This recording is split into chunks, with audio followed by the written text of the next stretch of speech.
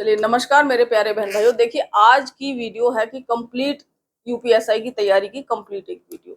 इसमें हम लोग बात करेंगे कि टारगेट कितना रखें, सेफ स्कोर क्या होगा, बुक्स और तैयारी का हमारा तरीका क्या होना चाहिए। तो देखिए सबसे पहले कुछ चीजें आप लोग क्लियर कर लो। देखो जहां जहां आपको फायदा होना है तो उस चीज को अभी दिमाग में नहीं लाना। कुछ लोग मुझसे पूछते हैं कि अरे मैं तो जर्नल में हूं तो फिर मेरा कैसे हो पाएगा। किसी भी कैटेगरी में है, ठीक है, जहां आपको लगता है कि अरे उस कैटेगरी की तो कम जाती है, या फिर किसी को लगता है मेरी तो कैटेगरी ये है, मेरा कैसे सिलेक्शन हो पाएगा। सबसे पहले तो इन कैटेगरीज को कभी ध्यान में लाओ ही मत। मैं आपको एक बात बताऊं कि मैंने कभी नहीं सोचा कि मेरी कैटेगरी क्या है। मेरी तैयारी हमेशा रहती थी, एक कहते हैं ना कि मेरा खुद का एक डिजाइन रहता था कि इस पेपर में इतने क्वेश्चन है और मुझे इतने लेकर के आने। तो कैटेगरी को ध्यान में बिल्कुल नहीं लेकर के आना है तैयारी के टाइम पे। और इस चीज का भी नहीं रोना है कि अरे मेरा तो हो ही नहीं पाएगा, है ना, उनके तो इतने कम पे चली जाती है मेरिट। ये सब चीजें आपको उससे डिमोटिवेट करती हैं। इन सब चीजों से कोई फर्क नहीं पड़ता। जो चीजें समाज में हैं, जो चीजें हमारे वहां पर लागू की गई हैं, उनकी कुछ ना कुछ वजह रही है। जब वो चेंज होंगी तब चेंज हो जाएंगी, नहीं हो रही तो नहीं हो रही, क्योंकि हर एक चीज के कुछ फायदे या नुकसान होते हैं। तो उन चीजों को बहुत दिमाग पे नहीं बसाना। मेरा कहने का मतलब है तुम्हारी सफलता तुम्हारे में कितना गुदा है उस पर डिपेंड करती है। ठीक है, तो इन चीजों को दिमाग से हटा करके आज हम जो यहाँ बात करने वाले हैं, तुम सबका टारगेट बस वही होना चाहिए। अगर ये टारगेट है तो आप डेफिनेटली जो है उसको कट ऑफ को या जो भी चीजें हैं उसको अचीव कर लोगे। अगर तुम्हारा टारगेट ही बहुत कम है कि अरे अच्छा कट ऑफ इतने पे जाती है, मुझे तो यही अचीव करना, तो तुम लुढ़क के नीचे आ जाओगे और सारे सपनों पर जो पानी फिर जाएगा तुम्हारे। तुम्हारा टारगेट वो होना चाहिए जिसपे हम आज बात करने जा रहे हैं, यानी मैक्सिमम कितना स्कोर किया जा सकता है। ठीक है, इस चीज को लेकर डिमोटिवेट भी नहीं होना है। कुछ लोगों को लग रहा होगा अरे हम तो फिर बहुत पीछे हैं, अभी तो हमारे नंबर भी नहीं आ रहे। उस चीज के लिए भी मैं एक वीडियो बनाऊंगा आपको। जिन लोगों की कुछ शिकायत आ रही है कि जो है प्रैक्टिस सेट में नंबर कम आ रहा है, बहुत ही बेहतरीन टेक्निक, उस तरीके से आप करेंगे तो वहां नंबर बढ़ेंगे और जिस टारगेट को हम यहाँ बात करने वाले हैं वो अचीव होगा। तो सबसे पहली बात है कि हिंदी में कितना होना चाहिए, रीजनिंग में कितना, मैथ्स में कितना और जीके में कितना। तो आपका टारगेट होना चाहिए कि मुझे हिंदी में 35 प्लस लेकर के आना है। ठीक है, बहुत वो नहीं है क्योंकि इसमें लोग 40-40 तक भी लाते हैं। 35 प्लस लेकर के आना है। रीजनिंग में भी 35 प्लस, मैथ्स में 35 प्लस और जीके में आपका टारगेट होना चाहिए 25 प्लस। ये आपका टारगेट होना चाहिए। यहाँ हो सकता है 2-3 नंबर आपके बढ़ जाए, यहाँ पर भी हो सकता है दो एक दो और बढ़ जाए, या एक दो और बढ़ जाए। यहाँ हो सकता है एक दो जो है किसी का बढ़ जाए या किसी का कम हो जाए। पर जीके में भी आपका टारगेट तो यही होना चाहिए कम से कम।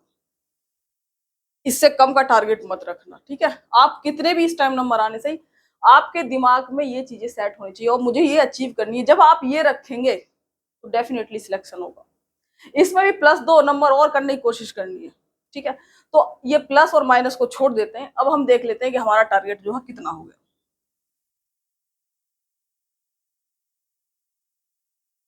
130। ठीक है, तो तुम्हारा टारगेट है 130 नंबर का कि भैया मुझे ये तो अचीव करने है। जब आप ये टारगेट रखेंगे तो डेफिनेटली सिलेक्शन होगा। यानी आपको ये आंकड़े अपने दिमाग में फिक्स रखने। जिनकी इससे ज्यादा क्षमता है और लाओ। कुछ लोग मैथ्स में, हिंदी में, रीजनिंग में पूरे पूरे नंबर लेकर के आते हैं। एक आधा नंबर कटता है तो वो बहुत अच्छी बात है, पर आपके दिमाग में कम से कम ये तो आपको लेकर चलना है। ठीक है, चलिए सेफ स्कोर क्या है। यही है तुम्हारा सेफ स्कोर। इससे ज्यादा कम पर अगर मैं तसल्ली दे दूं कि अरे नहीं 100 कर लोगे तो हो जाएगा, ऐसा कुछ नहीं होता। ये बहुत सारी चीजें डिपेंड करेंगी जब तुम्हारा पेपर आएगा सामने, किस लेवल का पेपर आ रहा है उस पर भी डिपेंड करेगा। ठीक है, तो सेफ स्कोर फिलहाल तैयारी के लिए तुम्हारा यही है। इससे ऊपर पहुंचने की कोशिश करनी है, यही तुम्हारा सेफ स्कोर। ठीक है, चलिए अब बुक्स की तैयारी। बुक्स कौन कौन सी लें, तो देखो अब इतना समय नहीं है कि मैं आपको अलग अलग बहुत सी बुक्स बता दूं जिनकी आप तैयारी कर पाए। मैंने कहा कि प्रीवियस ईयर क्वेश्चंस, पुराने क्वेश्चंस वाली जो है, पुराने जो क्वेश्चंस आए हुए हैं प्रीवियस ईयर वाले, उनकी बुक्स लेनी है। ये दो तरीके की हो गई। एक तो हो गई मैथ्स की चैप्टर वाइज, है ना, हिंदी की भी चैप्टर वाइज आती है और रीजनिंग की भी चैप्टर वाइज है।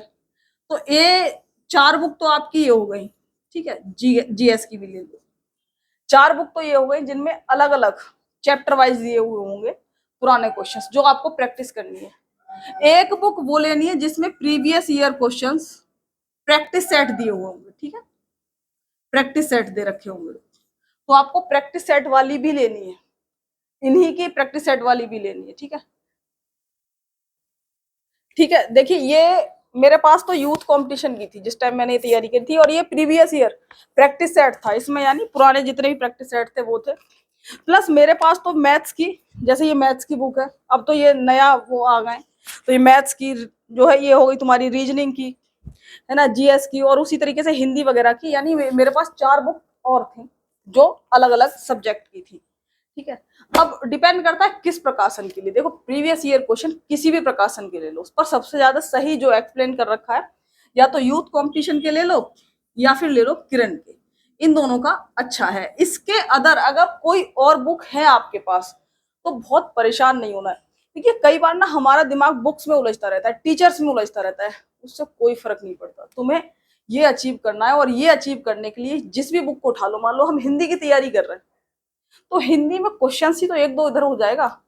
एक आपको सच्चाई बताऊं कि कोई भी टीचर हो या बुक हो, वो अगर 70 से 80% चीजें कवर करता है, अब उसमें होता क्या है, कोई 20% या 30% जो बच रहा होता है ये आपको खुद ही करनी पड़ती है चीजें।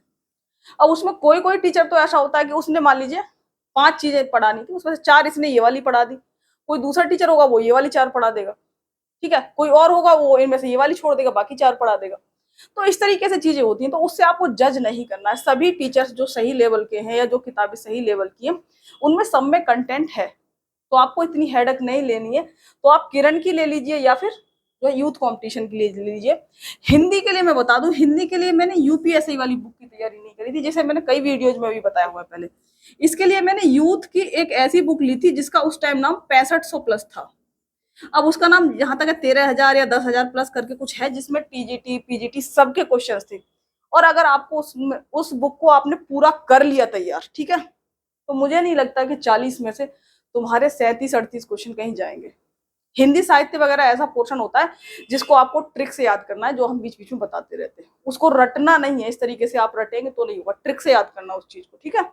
तो आपके इतने नंबर आराम से बन जाएंगे। तो हिंदी में इसकी ना लेकर के, सिर्फ यूपीएसआई की ना लेकर के, हिंदी में वो बुक लेना जिसमें अदर एग्जाम्स के भी क्वेश्चन होंगे, ठीक है। तो ये तो हो गई हमारी बुक्स कि हमें प्रैक्टिस सेट पर ही फोकस करना है, ठीक है।